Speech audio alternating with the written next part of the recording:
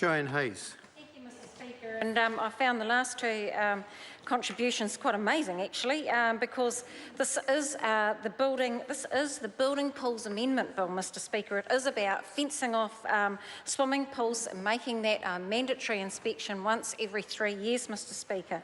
And the previous speakers talked about that the alarms on doors are very irritating. Alarms are irritating. They're supposed to be irritating because they're supposed to be about getting people to take notice that something's gone a bit awry, and so that either on a door or a self-closing door to pools has been one of the pieces of this legislation that has been added in.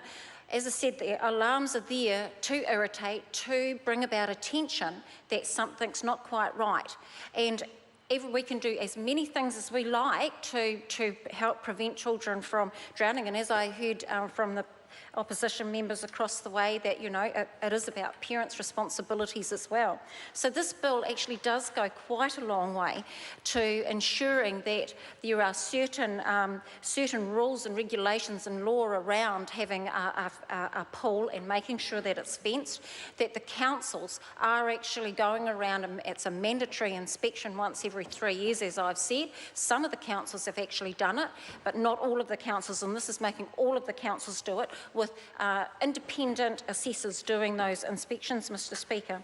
The bill also looks at spa pools and hot tubs that already have safety covers over the top of them, so they already have a restriction there to prevent children from climbing in, because those covers are tightly in place. And so therefore the committee resolved that we no longer required a fence around the hot tubs and the safety covers, Mr. Speaker.